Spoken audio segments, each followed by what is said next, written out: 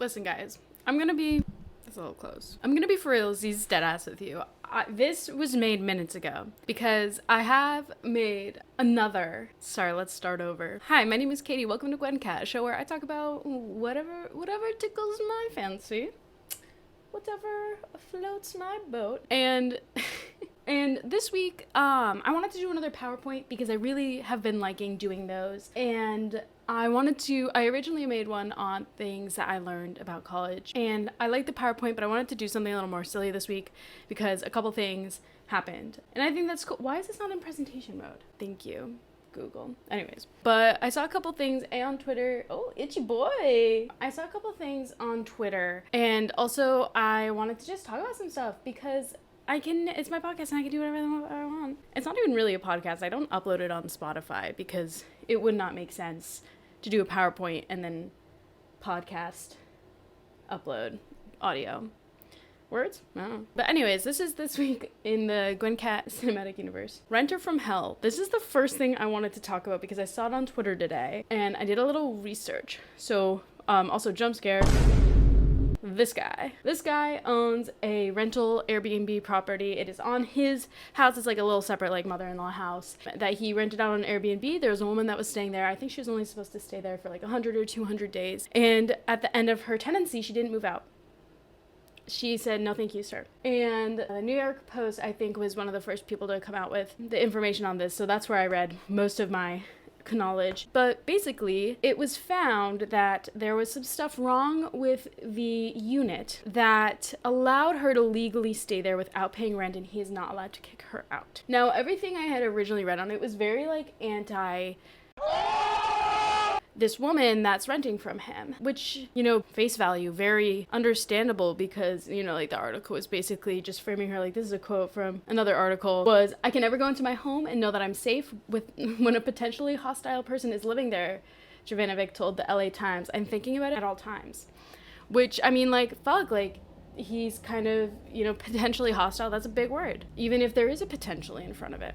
So I did a little more digging. And here's what we know. So this is a direct quote from the New York Post article by Melissa Koenig. She says, Elizabeth Hirshhorn rented a long-term stay at Sasha Jovanovic's Brentwood guest home in September 2021 for 6 months at a rate of $105 a night, with fees bringing the total to $20,793 according to court documents. But her Airbnb stay ended in April 2022, and Hirshhorn has been living there rent-free ever since. A judge ruled under the city's rent stabilization ordinance, Jovanovic had no legal reason to evict her under Los Angeles' recently adopted Just Cause ordinance and would be required to pay a relocation fee to evict her. Now, court documents from the LA Times was a hyperlink, so I clicked on it because I wanted to be informed, and I got paywalled. I looked up the Just Cause ordinance, and basically if you own a rental property in the city of Los Angeles, it may be subjected to the Just Cause ordinance. It prohibits termination of tenancies without cause and requires relocation assistance for no-fault evictions. So basically what Hirshhorn is asking for is to be paid $100,000 to be relocated because two things. First, the unit was never actually certified as a rentable unit legally, so it is not legally a rentable unit. And B, the shower that he had installed into the unit was not, I don't know, up to code or whatever the word for showers that aren't properly installed are. So legally, he doesn't really have the right to evict her, and people are very angry about this. So why can't he kick her out? Basically, the Just Cause ordinance has two sections. The tenant is at fault and the tenant is not. For the tenant is at fault, failure to pay rent, cure violation, nuisance, legal purposes, similar rental agreement, provide the landlord for reasonable access to the rental unit, which is what he's trying to claim because there's also problems with her blinds. She originally let him in and there was mold that hadn't been there when she moved in, which, mold just grows. And it's usually not whoever lives there's fault. I turn on the fan after I shower. I make sure the door's open. And even then, sometimes, things mold. It happens. It's not really, I don't know. I feel like personally, I would qualify that under normal wear and tear. I wasn't in the room. The tenant is not at fault when the owner or immediate family member will move into the rental unit. Resident manager will move into the rental unit when required by law or by an affordable housing covenant or a regular term agreement. Demolition, substantial remodel, permanent removal from the rental market, or conversion to non-residential. You can't just kick somebody out if you want to do something to the unit or, take it off the market. A government order to vacate. So basically, it's a toughie. Upon reading the article, Legally, she is allowed to stay there. Like, it's not like she's doing something illegal. The article, I think the thing that gets me with this whole situation is the way that the article is painting him. He's fine. There's been no evidence that this woman has been hostile or dangerous. I think it's kind of a ridiculous thing that she's doing. I don't think that I have the knowledge to say whether what she's doing is right or wrong, but it's ridiculous what kind of light they're painting this man in, like saying, one of the quotes was like, he should be enjoying the spoils of being a periodontist. It's like, okay, like this isn't really about him as a person. And the article is, I think I have a problem when articles are so clearly pandering to one side that it's obvious, and it bothers me because people just like reading the article in passing might not know this. You know, they don't talk about her at all whatsoever. And again, I don't stand either way on this. I think A, it's legal, and B, hilarious. That's where I stand on it. I don't know this guy. I don't care about his life or his periodontics. Anyways, I just thought that was really interesting and I wanted to throw that in. Next, personal life. Rapid fire. Brett and I tried to do an episode and it was unwatchable. We watched The Meg 2 together and we had a great time. We literally sat down, took notes, took a little time to think, process, develop, and then we convened and did a podcast. But we didn't plan it well enough. So if you haven't seen The Meg 2, then we were jumping around too much for it to be enjoyable to watch. And I was editing it and I was like, I don't even understand what we're talking about. I had my first day of school. I'm a senior now. I think that's pretty cool, right, Marty? He's so right. It was fine. It's weird though. Literally my first day of class, I started looking up grad school because it's I don't know if I can handle this being my last first day of school. But then I was grad school cost, and I was so I signed up to donate plasma because I'm super mega broke, and I have my appointment when I get back from Austin, which I will talk about later. Very excited for that. I don't even know if I am eligible because I don't know if I'm anemic.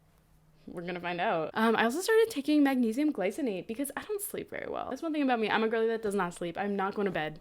I'm laying like this, just not sleeping for hours. Oh, also, I posted a really funny TikTok today. I'm actually gonna put it right here. Do you have 10 seconds for God? I sure the fuck don't. Lord Marty of the Marty family, I bestow upon you the honor of kingsmanship. Isn't that fucking hilarious? And Marty was such a good boy for it. Anyways, magnesium. But my mom was try magnesium. I take it, it really helps me. And I was taking 100 milligrams and then I was trying 200 milligrams and it wasn't working. So I bought 500 milligram pills online.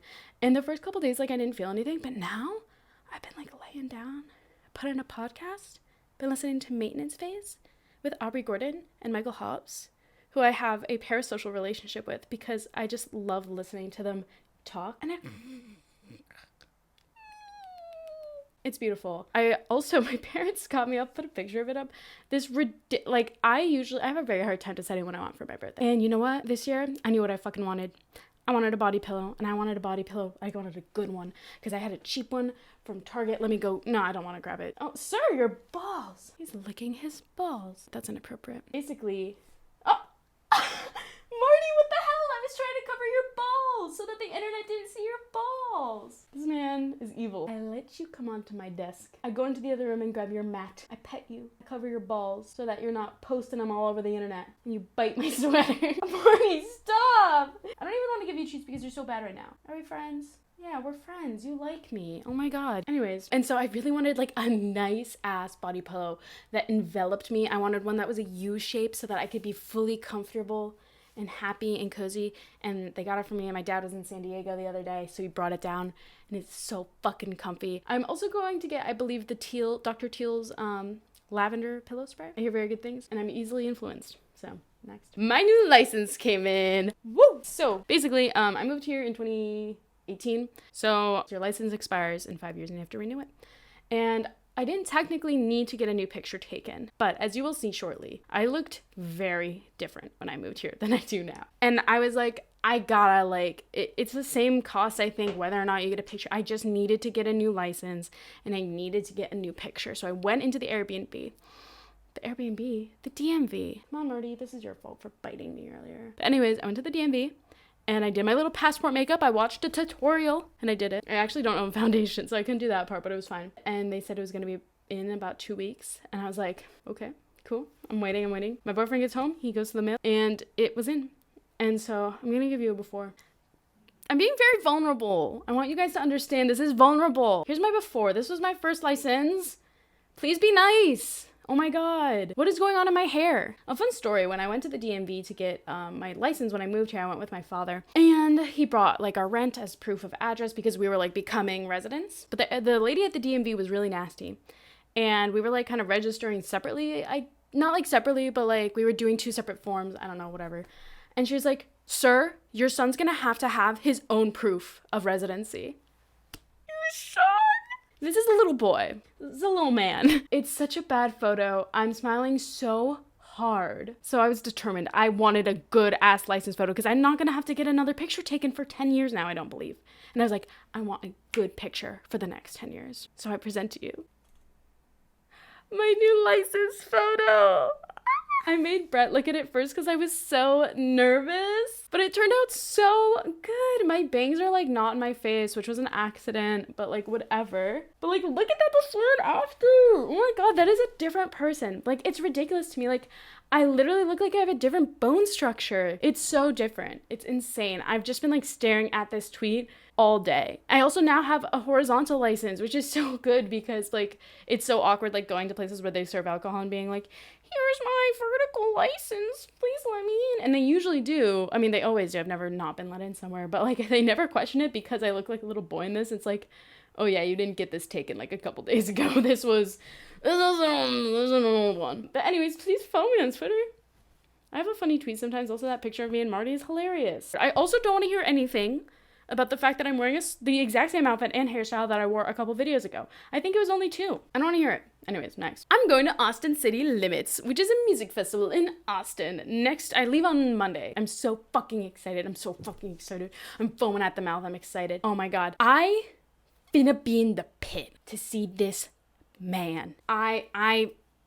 I finna be in the pit. I literally have told everybody that we're going with, we are getting there early. I am getting on the barrier. I need to be on the barrier for this. And there's a reason. Because I went to see the Stick Seasons tour at SDSU and I got scalped. I got $350 fucking general admission standing room seats in the back. And it was amazing and it was wonderful and it was perfect. But I got $350 standing room general admission in the back, and then I checked, like, this was like the day before the concert. I checked the day of the concert, they were down to like $240 for like seats, but I actually had a really good time and I made friends. It was cool. That's also me on my first of 3 kombuchas, which made me almost blackout drunk. Yeah, and then I threw these upsies. Anyways, next. And then I woke up the next day to this. This is the next picture on my camera roll. What is she doing? Look at that belly. Look at that surface area. She's so cute. Next. Oh, I'm foaming at the mouth again. We need to talk about this fucking show. Over the Garden Wall. Oh my God. Okay, so I've heard so many good things about it. And so Brett and I found it on Hulu and we watched it. And we watched it in like 2 days. And it was so amazing. I'm going to try not to do spoilers, but if you're really itching to watch it, I would just skip this part just in case you want to go into it completely blind. And we watched it all the way through and the ending was like beautiful. And then I was like, I need to watch this again. Next day, watched it again in like a day and a half. And I think I'm gonna watch it a 3rd time. It's so good. I feel like I just need to absorb more of it, like permeate through my skin. Oh my God. Like, I'm backing up a little bit because I just realized this photo is a spoiler. But look at these little pumpkin guys. It's so perfect for Halloween. Like, literally, look at these little guys. These are little guys right here. These are little guys. There's beautiful music in it. It's so well written. I really like that they cast an actual child as Greg, who is the younger guy. This is Elijah Wood, which is hilarious. He does such an excellent job. But they cast like an actual child as Greg. Ooh, this is Greg, his younger brother. It's so nice when they actually cast children in the role of children and it's not just like, hello, fellow kids, you know? But anyways, thank you guys so much for watching. I am going to be filming during ACL and Austin, so there might not be a video like next week, but once I get home, I'll be able to edit it. I'm very excited. I'm so fucking excited. As you know, I'm finna be in the pit. Anyways, I will see you guys next time, and thank you so much for watching. Bye!